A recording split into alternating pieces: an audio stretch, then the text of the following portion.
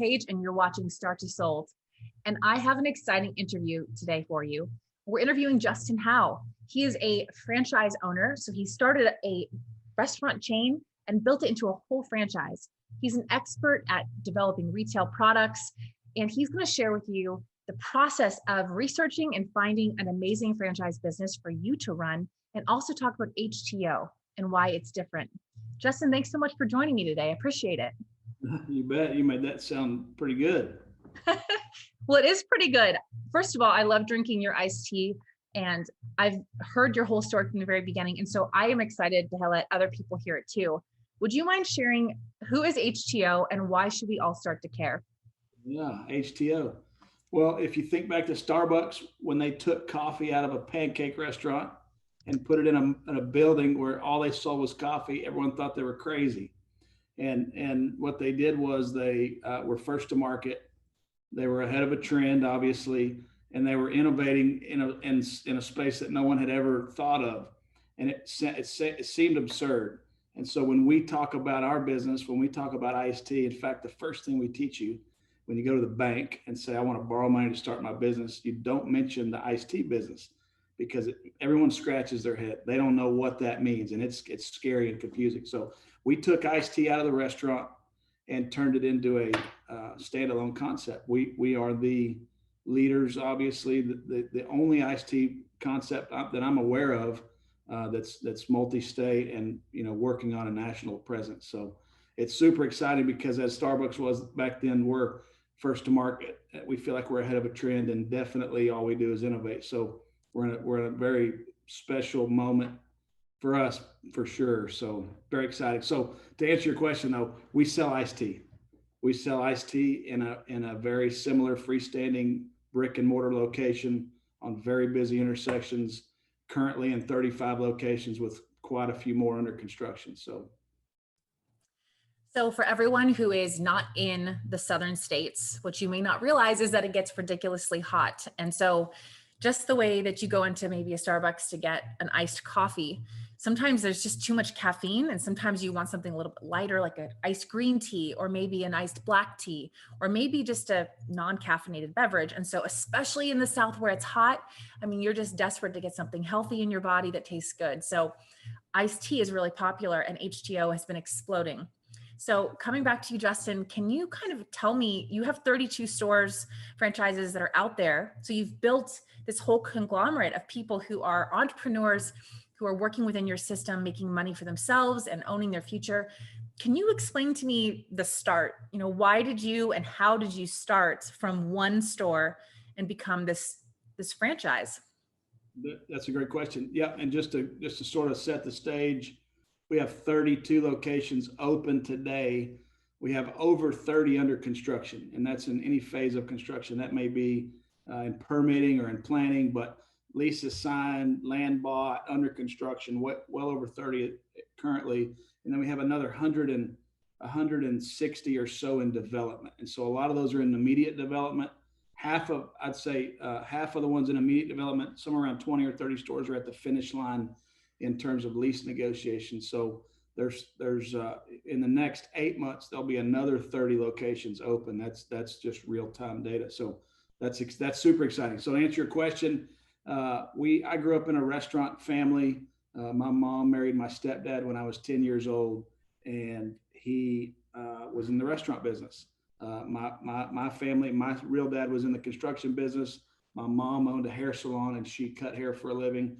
And I grew up basically and was placed in the restaurant to bus tables at a young age, and grew up watching a family of entrepreneurs build these restaurants. And my stepdad's family had started over 20 concepts in the Texas Panhandle area, and one form or another. And they owned a current concept that they started called Buns Over Texas, which is still in business today. And in the mid 2000s, 2006, 2007, we had bought a fine dining steakhouse back from my family who had started it, and we were in the midst of the moving into the '08 financial crisis. And when that in that time there was turmoil in the market, but even before the crash, And I remember we were just trying to figure out how do we get sales up at the hamburger restaurant. You know, families, Thanksgiving dinners, that we always talk about how do we get sales up. I, at the time, was in business. I owned an aircraft management company, and also owned a granite countertop fabrication business that I'd started in 2002. And we were home builders at the time. And so we had, you know, I had my hands in all kinds of stuff in terms of business, and my family was in the restaurant business. And so we were trying to figure out how do we get sales up. We introduced 6 flavors of iced tea to the restaurant. It worked. It was just 6 flavors of unique flavored iced tea. And this was, you know, really good water and great tea and lots of sugar. And I mean, it was very successful for a hamburger restaurant. And we were excited to have the opportunity in 2008, during the crisis, to buy some land in the parking lot of the building that we leased from the landlord. And so when the market kind of crashed, the shopping center was owned by a big national landlord, and they went to 60% occupancy. And they did something they don't usually do, and that is they sold us a pad site right in front of the restaurant that we leased space in. And so my construction company went to work building a new restaurant, and on the end we put this little 1,200 square foot end cap drive-through, and we just tried to sell tea out of it. And so we'd been selling the tea at the restaurant by the gallon and by the cup and to go, and it was going real well. We thought, let's put it in the drive-up. That was in 2008, 2009. And that was, I was not involved in the business at the time, other than just my family's in the business. We talk about it all the time. I'm involved in my other businesses. Around 2010, 2011, after a couple of years of being open, my parents were like, this is really going well. We want your help. We want you to partner with us. And so I was very skeptical, but around 2012, we decided to join forces, and we made a financial commitment to open 1 prototype store. This was a freestanding location. It's still in business today. It's one of our busiest locations, but we decided to open a prototype store because we knew nothing about the business. We didn't know what we were doing. We just knew people came and bought tea, but we wanted to go all in on the real estate. We wanted to go all in on some new site criteria and demographics, and we wanted a bigger drive up. And so we thought, let's go. And so we went and spent a whole bunch of money opening a freestanding location on the busiest intersection in town. And we didn't know if it would work. And so we jumped in and opened that store in August of 2014. And we didn't know anything about our business, but it started to work. And so I would go in there and stand on the rug on the entryway and just stare at the store for hours and days on end. In fact, in the other room beside me, we're teaching a tea university class right now. There's 8 or 10 people on the other side of that wall. And the guy that's teaching the class was the guy that was the store manager at the time. And he would just look at me and wonder, what is he looking at? And I was just standing there staring at the customer experience. I wanted to understand why people were coming in the door. And so I don't know that we've completely figured it out. We're trying hard, but in that original concept, we had a lot of problems with the brand. We had some trademark issues with the name, which we were aware of before we went into it. And our top 3 flavors were Kool-Aid. And I say that kind of jokingly, but literally our top 3 flavors were dissolvable powders. And I thought, man, this is sort of disingenuous to the customer. They love it. That's our top 3 flavors, but we've got to manufacture our own tea. We've got to develop our own flavor profiles. We've got to make sure that everything we sell is legit. And so, it was just a total experiment at the time.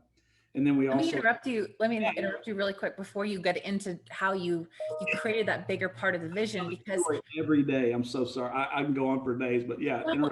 Justin, I always love talking to you because you bring the passion. And the thing I want to highlight for everyone who's listening, because there's a wide variety of people who watch the Start to Sold channel and who will hear this podcast. And everyone who's listening is looking for inspiration because they want to run a business. They want to own their own future. And before we get into the concepts of running a franchise, which a lot of people will be interested in, the part of your story that I think is so interesting is that, for example, you discovered this iced tea concept actually made more money than just running hamburgers by itself. And you actually had a problem. You weren't making enough, your family wasn't making enough money in this burger joint. And I think it's so incredible how sometimes in life, you're running a business and there are people listening to this right now whose businesses aren't making money. their businesses aren't yet making money, and they're trying to figure out, what do I need to do to pivot? And I think it's really inspiring that there was, you had this idea, you gave this idea to your family, and they took a risk on it. And you didn't know. And sometimes you've got to throw spaghetti at the wall and keep being persistent and being innovative and creative and listening for what else could possibly change your future. And you discovered that, and you have built a lot of businesses. So not everyone knows like every single story, and we can't get into it all here, but I think that perseverance, the desire to iterate, is really cool that you personally have done it. And I think that can inspire anyone listening who's trying to figure out like what their next best thing is. And you discovered something that will now change tons of people's lives. And it was an accident in that sense. You had no idea how big this would become. I think that's really important for people to hear and see. Yeah. So anyway, we didn't know. So we were all in business, right? So my family has restaurants. We're in the construction business. We own a lot of real estate. I'm in the granite business. I have an aircraft management company. We weren't looking to open another business to make money. We were looking to open another business because we love business, but because this was just such a unique idea, it was a total experiment. So we had, which is very important in any business venture I've ever been in. If I've needed the income, the business suffered nearly to death. I mean, and so I've always started my businesses. For instance, I was a full-time professional pilot for many years, and that's how I paid my bills. And all my other businesses were just habits and hobbies, and I didn't need them to survive. And it gave us the creative ability to make decisions you wouldn't normally make. And for instance, when I would stand on the doormat at the First Tea store, I just stare at the business. I don't care what the answers are. I just want to understand what they are, right? So because it's my idea is irrelevant. I want to know what the consumer wants, because they win always. And so I would stand there and stare at that store and wonder, why are people walking in here? And again, I don't care what the answer is, because I picked out a picture on the wall or a different way to configure the space. It's irrelevant. What I need to do as an entrepreneur to build this business is understand what the consumer wants and quickly adapt to that, and leave my pride out of it, and leave my ideas. Obviously I love ideas, but the consumer wins. And so that's what I'm doing, standing on that mat, staring at the store. And we still do it to this day. And it's a constant innovation in terms of what does the consumer want out of this business. And we don't have to give into everything, but we definitely have a personality, and we definitely have an identity, but so we resist some ideas. But the point is that if you're in a position to require the income, you're going to make bad decisions, because short-term decisions to create cash flow are usually bad decisions long-term. For instance, one of our unique ideas is we put fruit on top of the drink. So we don't put fruit. We give you the option to put blueberries or strawberries or mint. We have spearmint or cucumbers. We have a fruit bar in the store, and you can put it on your tea, or you don't have to put it on your tea. I put lemon in my unsweet tea. I'm really exotic in my tea choice, but we have 26 flavors. But the point is that we gave away that fruit for almost 2 years at the cost of many tens of thousands of dollars in free fruit. But I'm a data company at this point. And so when you realize you're building to scale, you become a data company, and your job is to extract the data and process it and make good decisions to build the company. And that's what we do. I told my whole team in there, we're a data company. We're not in the restaurant business anymore. We do operate restaurants so that we can prove concepts and still stay ahead of the curve in terms of operations. But that's the easiest part of my job. We're a data company. We're extracting data to help our franchise partners make good decisions about real estate and marketing and all of these things. So. Well, and what you were saying about serving the customer first, I mean, so it started in one store, and it started with passion to notice, why are customers even walking in? And when you figured out a formula that worked in one store, that is when you realize, like, oh my gosh, this is working. People want this. And you had data. I mean, whenever I do consulting, I always talk to people and I'm like, the data doesn't lie. Where is your sales coming from? Who is your target customer? let's go find more of that. Let's build into, what we see is working. So you had this wild success that you've been building and iterating on and perfecting, and then you opened a few other stores to test it out, and you thought of taking it to the next level. Can you keep going on the what your data taught you so that you started manufacturing products and things like that? So we had the prototype store number one, which is actually our second location. And this is the store that I owned, and I became a partner at this point where we had the second location. And this is a store in Amarillo, Texas, and the name is Texas Tea. It's on Wolfland Street, and there's two Texas Teas in existence. They're both in Amarillo, and then there's another HTeao, a couple of HTeaos in Amarillo, and so at this location, we knew that something was going good here, but we didn't quite know what it was. And so we spent a year or two collecting data. And one of the major problems with our concept was supply chain.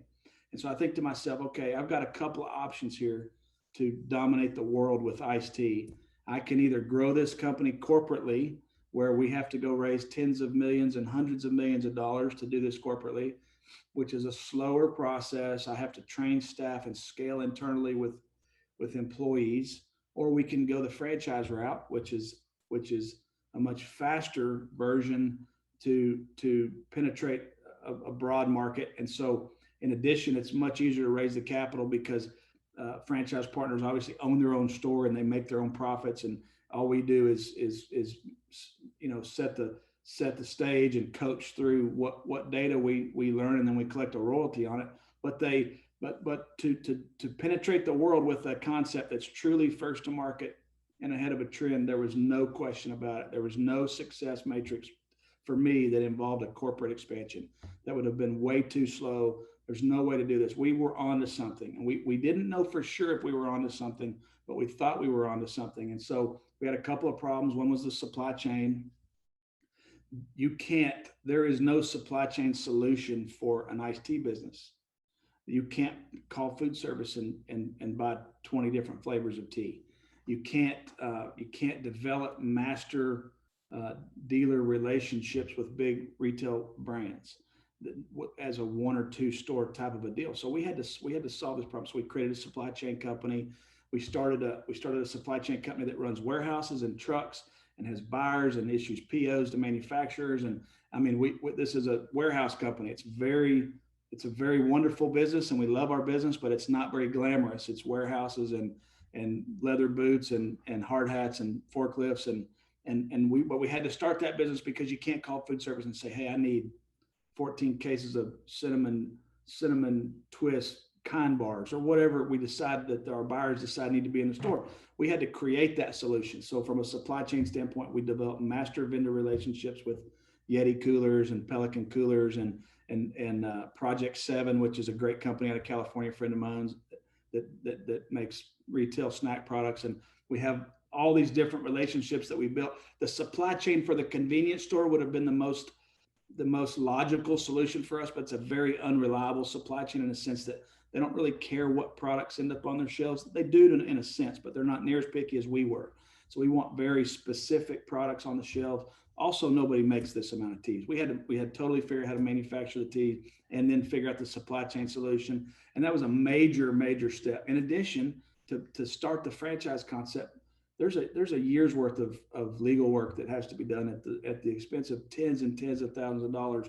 And so we had to start that process. In addition, I didn't have an operations manual. I didn't even know what we were doing. We had to reverse engineer operations and put it on paper and define the steps we take to brew the tea, to greet the customer, to issue it, to send a PO to our food service vendor, to check in products when it comes. I mean, everything from sweeping the floor to checking in product. These are solutions that as a franchisor, you have to supply to your franchise partners. I'm in the restaurant business. We own custom restaurants. This is where you buy groceries from food service vendors. You assemble recipes and you sell it to customers. This is a custom business. The franchise business, to scale that business, we can't be a custom business. We have to solve those problems in advance. So we started solving those problems in 2012 and in 2014 when we opened.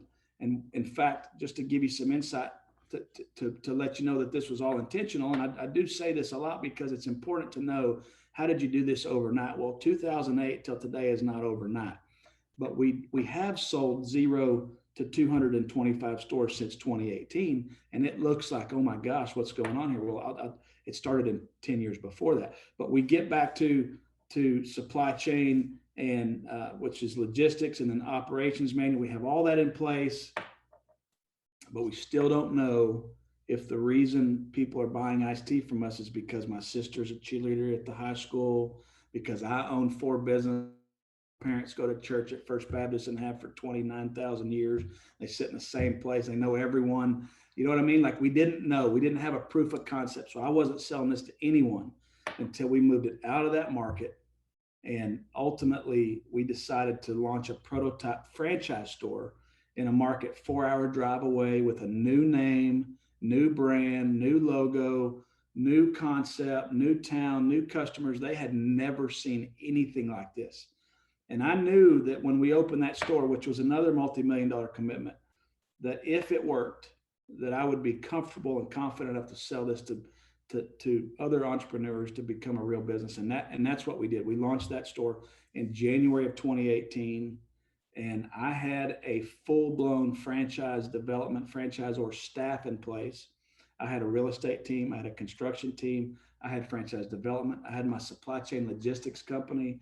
We had the legal work done. I had a full-blown staff that we'd capitalized, ready to go January of 2018 when we opened that store.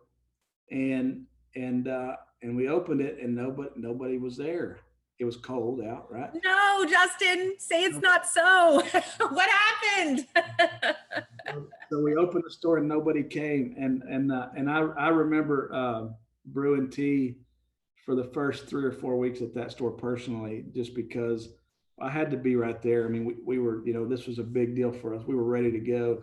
So we launched. Of course, it's January, and it was the coldest January in the history of Midland, Texas. But we launched the store, and it went okay for a little while. And we went back and said, okay, what did we do? Like, why is that other store successful? And it went back to community marketing, frankly, community marketing and just loving our customers. It's a very social environment. We literally love on our customers when they walk in the door.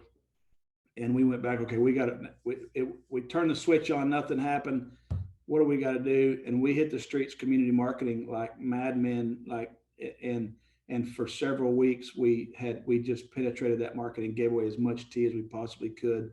And by midsummer, that store was doing way more volume than our busiest location, and became, in fact, and I delayed franchise development sales. We had people that had been begging us to open a Texas Tea since the first moment we opened the first Texas Tea. And we told them, we're working on it, we're working on it, we're working on it. We had people ready to go to sign development deals immediately without opening the Midland HTeao. But we opened it, we delayed development sales until mid-April. So January through mid-April. That was a long period of time there with my team ready to go. But we felt comfortable and signed our first agreement, I believe, on April 18th of 2018. And since then, we've sold 225 licenses, and we have 11 that'll close this month. I have a discovery day tomorrow in which we'll have 24 people in the same classroom that they're teaching the Tea Academy in right now. I have 24 potential franchise candidates. The last step before we award a franchise is a face-to-face interview with my whole team. So we're going to speed date 24 people tomorrow all day and solidify my team. We have lots of applications, and so we're just to make sure that it feels right, and that we interview the candidates and make sure that they like us and we like them, and because it's a partnership. And so yeah, that's kind of where we're at. I mean, that's the quick version. Yeah, 0 to a million. It's incredible how fast the growth has happened. But like you said, it didn't come without some hiccups in the beginning, and you really had to iron out and test things before you could scale correctly and healthily. And I think that's a good lesson for anyone, no matter who is watching, whether they want to own a franchise or whether they own their own business, that it's kind of interesting. You really can't grow too fast, because you have to have the processes in place. And I have made that mistake before, where I'm always very good at sales, and sometimes the staff don't have their own processes in place, and it can and then everything falls apart. You can't completely deliver the way that you want to a customer. And that's embarrassing and a great life lesson. And you got to get back to shrinking a little bit sometimes before you can scale. So I love hearing that you did that, and that is the foundation that you built this franchise brand on. Before we talk a little bit more about the franchise, can you tell me, now that you have all this data and you learned a little bit about community marketing, what do you think is the point of difference that causes someone to come into an HTeao? Why are customers, like, what's the pain point that you're solving that, you know, is making it such an incredible franchise for people to be a part of? Why do people come to the store, do you think? Yeah, that's a great question. And the answer is easy. It's the easiest question I can answer for us. This is, sure, we sell tea. It's a glass of tea. It tastes amazing. It's fantastic, but it's an experience. And so we're not, you know, we sell 26 flavors. Half of those are unsweet. And our busiest traffic is in the middle of the afternoon. So it's like, you know, the day is starting to wear on you. It's an experience. It's an escape. And our customers come in and get we literally have in our new menu, combo menu, where we have a glass of unsweet tea, a kind bar, and a stick of beef jerky as a lunch option, right? It's just a fun environment. Now you may get there and without anybody looking, you may fill your glass with sweet tea, even though you walked in there to buy unsweet tea. That's on you, but the healthy options are there. But then there's the sweet tea, which is amazing. It's an experience. I mean, people come in to escape their day. And in fact, my chief operating officer, he was a forensic interviewer, and he would come in. That was his career choice. Yeah. He's a wonderful operator, had a restaurant background before he went to college, and the world lied to him and told him he had to go do this other thing. And then he'd come in our store every day to escape his job and experience something that, this sounds stupid, but it's the truth. Go into one of our stores. It's a happy place to be.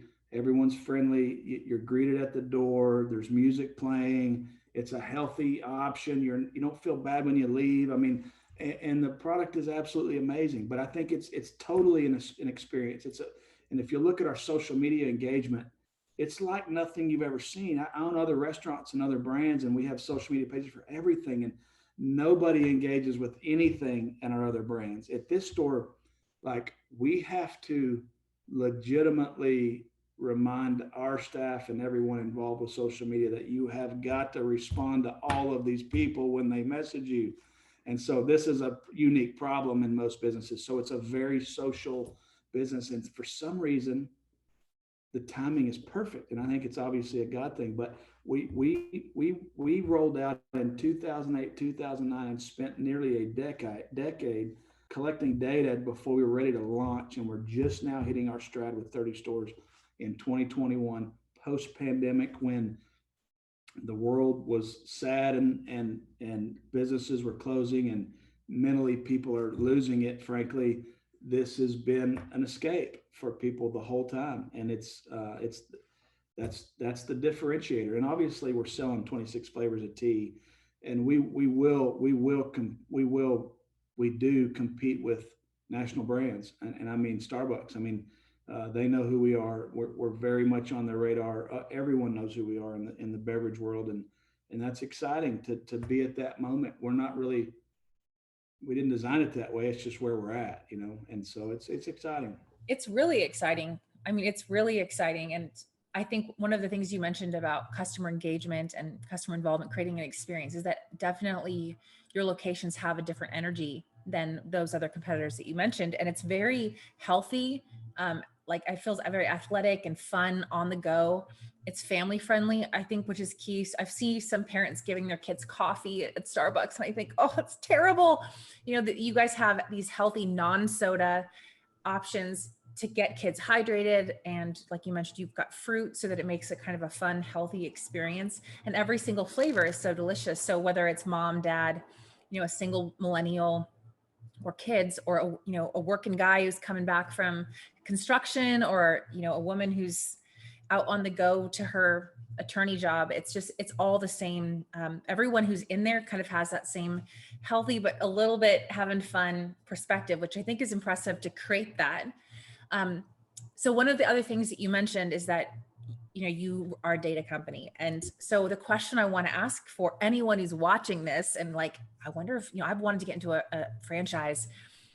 Can you tell us, like, what is important? What should we be considering before we pick a franchise to get invested in?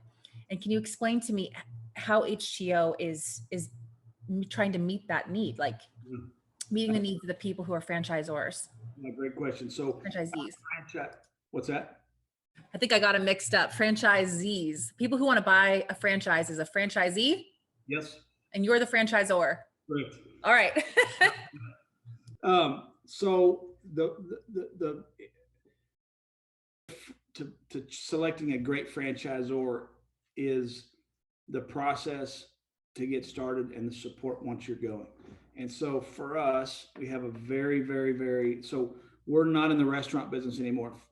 We literally treat our corporate locations as franchise partners. And so the store managers they run the store autonomously with the support of what we call a business coach.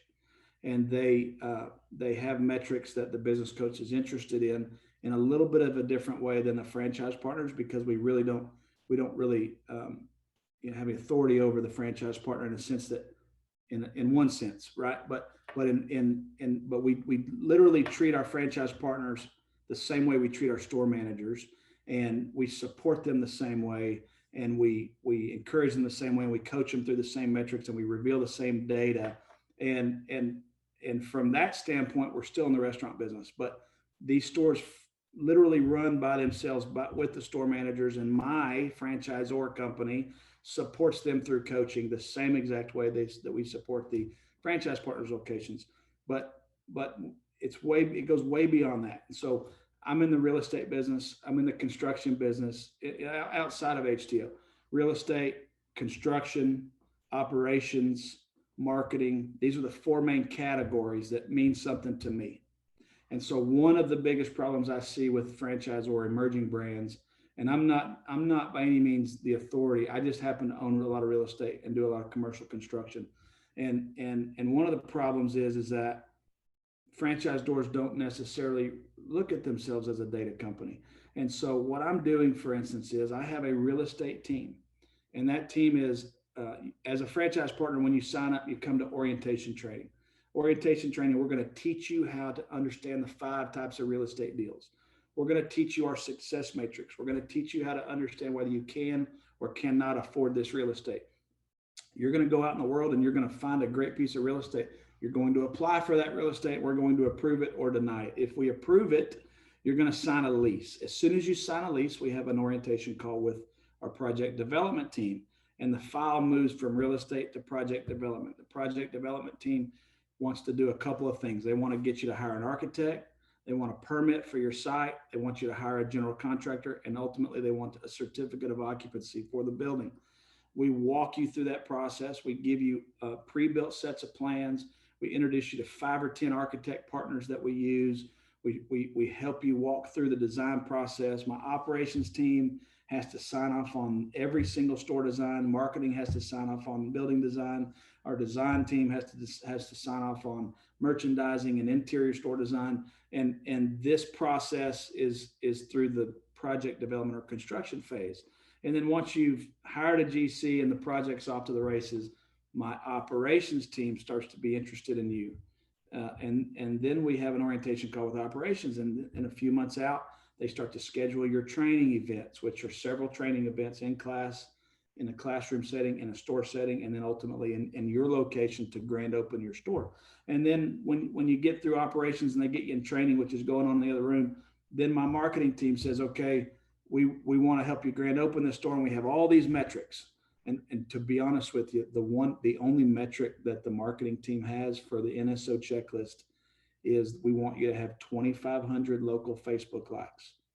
If you can achieve this goal, we can take it from there, and we can take our data and run geo-targeted ads and over the top ads, and then we can We can leverage the base of the 2,500 local. Okay, we can run geo reports on the Facebook likes, and you can get all your friends from San Diego to like your page, but they're not going to qualify for my NSO checklist because we're going to check the geo addresses on all the Facebook accounts. They have to be local. If you can get 2,500 Facebook likes as part of the construction process in that time frame with no content on your page, by the way, a dormant page with a logo, which is what we teach you to do.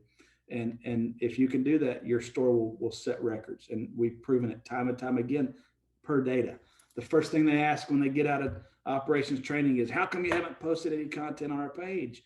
Because our data doesn't support that, makes any sense. I just need the local likes. If you can get me a thumbs up on your page, you're going to release the algorithms to allow me to penetrate these people's devices with permission, ethically, so that I can produce content that they will be interested in. And frankly, they don't care who you are unless they can go buy tea from you. So we have a very targeted 20-day countdown. We start our content 20 to 30 days. It changes every day, but somewhere around 20 to 30 days, we start to release the content. We start some contests. We'll take the page from 2,500 to 5,000 a day you open in a matter of 3 weeks. That's usually what we get it to. Now, if you get 2,500, I see typically we can double it. That's just what I see. I'm an admin on all the pages, and I look at the back end and I just see that's what's happening. And so if you can, so the back end, to answer your question, franchisor, are they real estate experts? If they're not, find someone that is. If they don't understand their site criteria and their target demographics, and they don't understand traffic count and population densities and 1 mile population densities and income demographics, and they don't understand accessibility and visibility and the vibe to their site, and they don't understand how to arrange the store on a corner. I mean, if they don't understand these metrics, you will not be successful. You're on your own in real estate. When it comes to construction, when I get a construction bid from a franchise partner and they say it's going to cost me $1 million to build this building, we go, how? Let me show you some data. Send me the quote. And the quote, the plumbing line item says $110,000, and we go, well, we've only done 30 of these, but we've done them all under $30,000 per store. So somebody needs to go back to the drawing board on this deal. So we have data. I show you. We'll lift the curtain on all these line items, and we'll say this is where he's wrong, and we guide you to the process of. Now, this isn't a perfect process, by the way. We're going to reveal the data, but we can't see what's around the corner every time. So there's construction projects are a disaster, no matter what, no matter how good you are. But if the if the construction team understands they're a data company and they're there to support you with data, then you're in the right hands. And same thing with operations. The operations team has got to make decisions based on unit level economics. If we're making decisions based on franchisor economics, you're in the wrong hands. I care about unit level profitability. I don't care how many stores he sells this month. All I care about is when I sit at this computer every day, I'm working at trying to figure out how to drive unit level economics, bottom line profitability, top line sales, how to get the door to swing more times. And this is unit level economics drives our decisions as a company. And so you've got to just be dialed in. A lot of these emerging franchise companies think they're in the restaurant business still. And they, I care about where the tea comes from. Absolutely. It's my responsibility to care about where the tea comes from.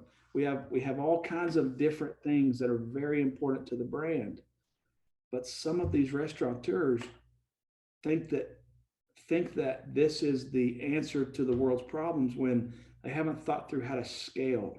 And if you don't have a solid real estate team, construction team, operations team, marketing team, you have to have all four. If we didn't, I don't know how we could do this. Well, what I like about it is that you have tested it before in smaller scales, and then you are bringing what you have to a broader application, and you're also listening intently to each region, each person who's opening a franchise. You guys interview them, you get to know them a lot, and very similar like with franchise chains like Chick-fil-A, where the person running the business is really important, just like the data. So you give them great data, and then you pick great people to work with you who are going to be aligned with core values, who really are listening to the core data. So really, in a lot of senses, you're creating an incredible match just by the people that you guys are allowing to enter into the HTO franchise community. Yeah, for sure. The operator is the key to that equation, by the way.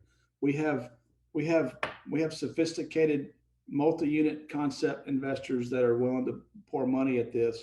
We don't care about anything until we understand who the operator is. And we understand that the operator has is vested in the company, has ownership in the company. And so for your first store, you have to own the company. So the operator, we call them the GM50. That's the general manager, 50 hours a week. The owner, we call them the GM50. They have to have a large equity stake in the operating entity. And we can talk through multi-unit operations as soon as you've proven one or two stores. We can get into some multi-unit. We have scale. We have multi-unit structures, but the operator is everything in the beginning, and we see it directly proportional to the successes, particularly early on of the locations. Absolutely. So I know that people who are watching this are going to want to know a few other answers to questions that are specific to, learning how to make money. So some people will want to start a franchise because they want to start a business and they don't know what product, what to do.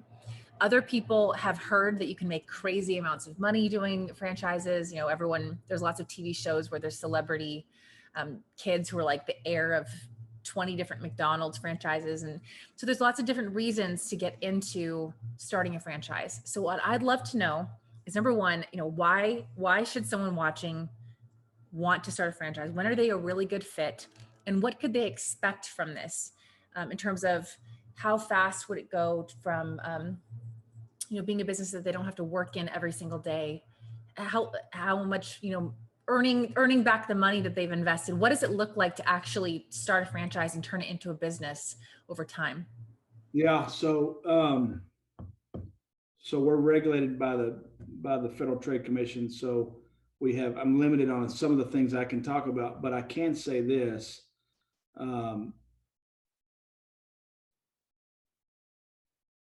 If you're asking me, my child is, let me just back up. The easiest way to answer this question is this: my target demographic is a middle age, and I say middle, 30 to 45-year-old professional, 30 to 50-year-old professional that has maybe experienced a decent income and had some success in the corporate world, and knows that they're very smart and effective and that they can market themselves and be successful, but they've realized that $100,000 a year doesn't really turn into much unless you save it all, I guess.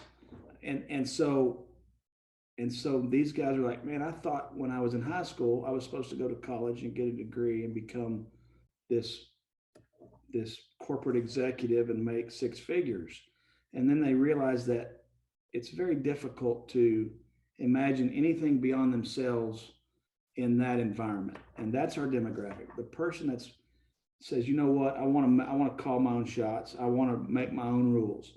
If you're asking me what I would teach my kids to do when they graduate college, or when they get past their secondary education, is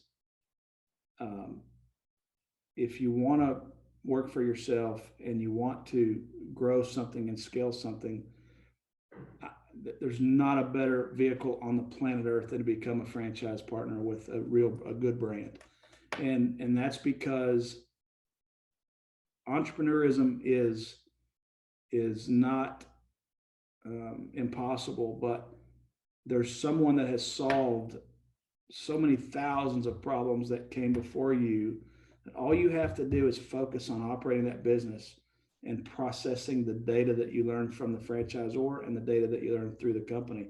And if you can mitigate a lot of the risk in the beginning of opening a business, you're going to, as you said, the multi-unit franchisee, there are franchise partners for brands in most cases which value sometimes exceeds the franchisor's value, because they've built a multi-unit structure of franchise locations, and this is a business model in itself. It's different than my business model. But to run a group of 10, 20, 30, 40 stores is a significant impact on the in terms of business. And if you're asking me what I would teach my kids to do, I would not teach them to do what I've done. I would teach them to go become a franchise partner and look at multi-unit operations down the road and understand that you're basically paying for a huge jumpstart in learning what the customer wants. And if it's a good franchisor, the data never stops flowing. And so it's always going to help you make better decisions throughout the future. I'm not familiar with a way to explain how fast you can return your initial investment.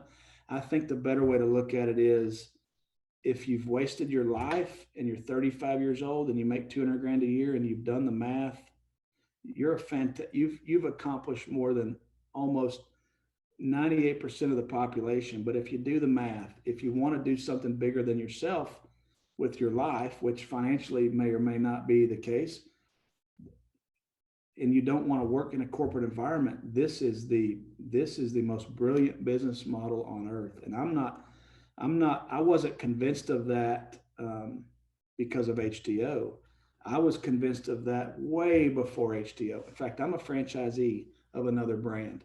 And as a franchisee myself, I recognized early on that this is a brilliant solution to, if you want to call your own shots and make your own rules in life, and you don't have to. Now, some people are crazy like you and me, and some people on this call are going to be super, very resilient, and they're able to crash and burn over and over and over and build something. That necessarily may not be who we're talking for, because their personal fulfillment's coming from those successes and failures. I'm talking about financially, professionally. The franchise model is a brilliant business model, and I love it more every day. And I don't know that I did in the first year of operating these franchise locations, but today, absolutely, I'm all in. I'm sold out. This is a great business model. Well, I think that anyone who's considering opening a franchise is interested in, like you said, in creating something more than what they have, in owning their future. And what's interesting is that any business you start, whether you buy a franchise or you start something on your own, you become an employee initially of any business that you start, meaning you have to work not 40 hours a week, 60 hours a week, 80 hours a week, because even on your weekends, when you're technically not in the office, you're still thinking about how to grow and succeed in that business. And it also ends up taking resources. You get your family excited, you get your community involved. And so I think that's something that's interesting about owning a franchise is, in some sense, in the beginning, anyone who wants to start one needs to realize that they're in essence buying a job in the very beginning.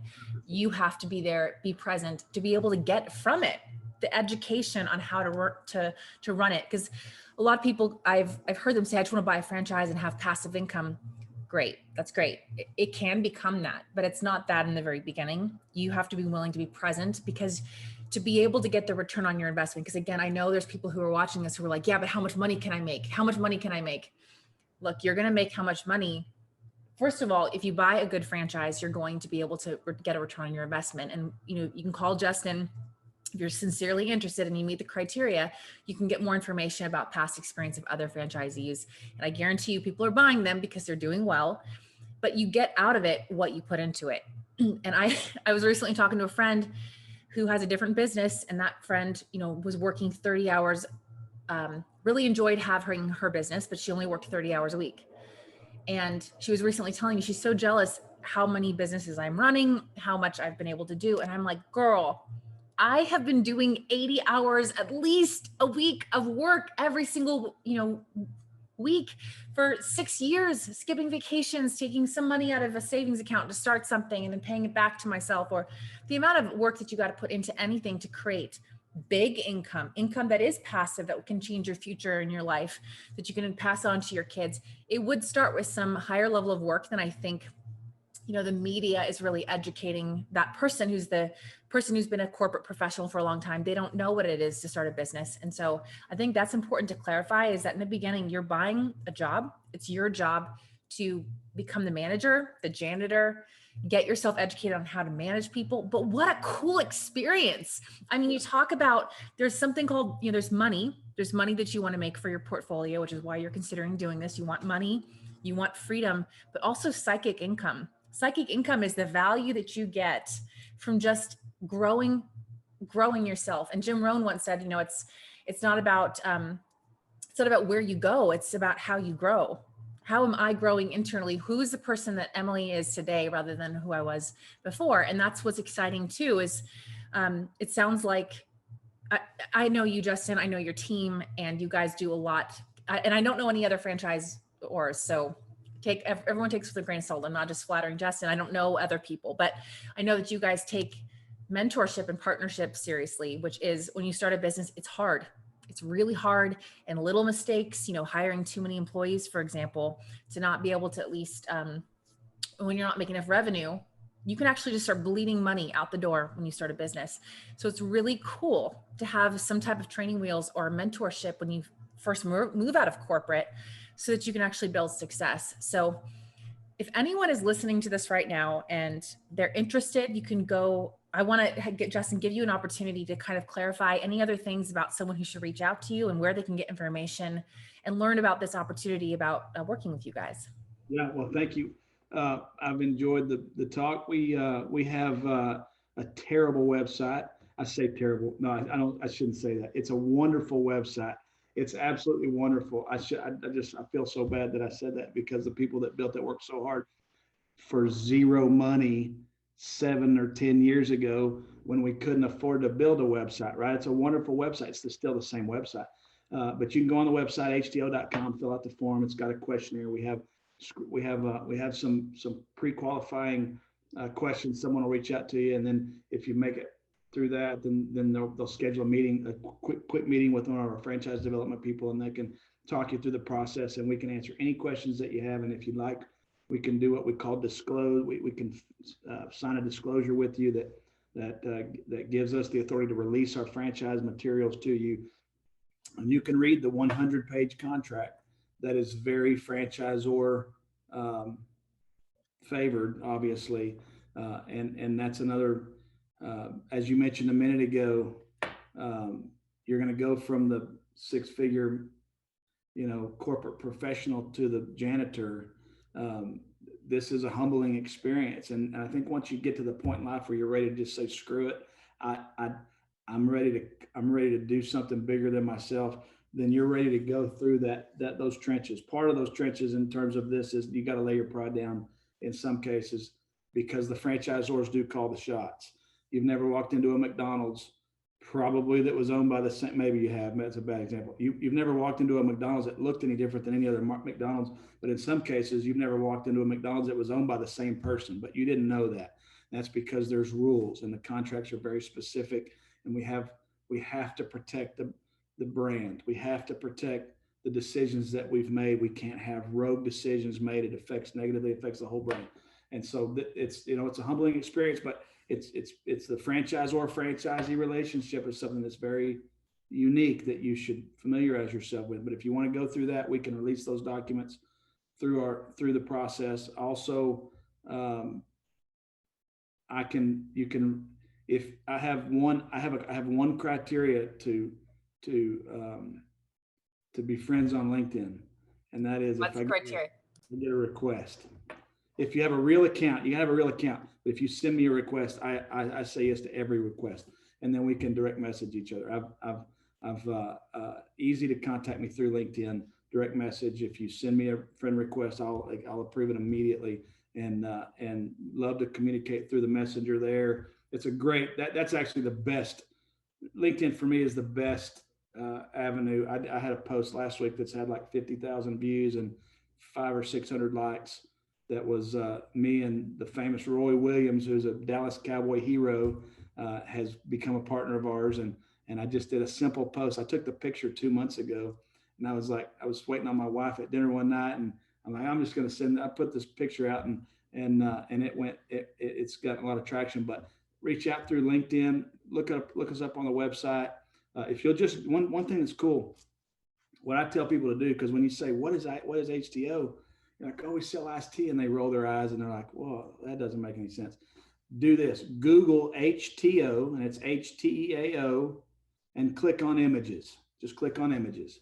And that's the best visualization of what we are and who we are, because there's thousands of pictures on Google that are people have taken them or we've taken them, or I don't know where they come from, but it's a great way to see who we are and see a couple stores, and our website's, obviously a channel for that. But yeah, actually that I wouldn't recommend looking up those pictures unless you want to be made thirsty, because you will look at it and you'll be like, oh no, I am so thirsty right now. I want to drink that. So just a forewarning, user warning.